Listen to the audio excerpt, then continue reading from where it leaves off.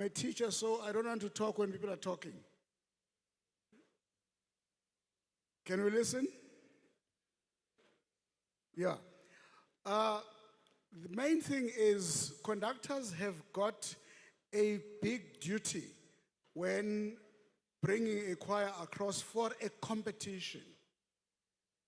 Firstly, around the song that is prescribed. The competition there is tighter in the sense that each choir has got to be compared against its own performance, and the background being given by the score that has been written by the composer or the arranger. Now, you've got to watch what the tempi, that is plural for catered, and what are the other tempo changes throughout the song, and how close do you get to those tempi, and how close do you get to the changes. Oh my gosh. Okay, I'll continue. For example, if you see più mosso, a little more movement. A little more movement. Now, that does not have an actual metronomic indication, but it says to you a little more movement in relation to the speed from which you were performing. Più mosso after an adagio won't be the same as più mosso after an allegro, because it is relative to the previous tempo.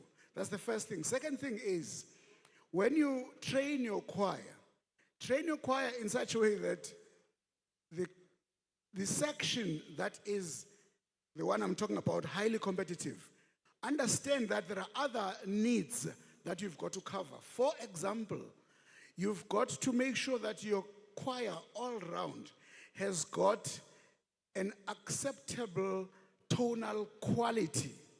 Now, we cannot run away from the fact that our standards are going to be measured against international standards.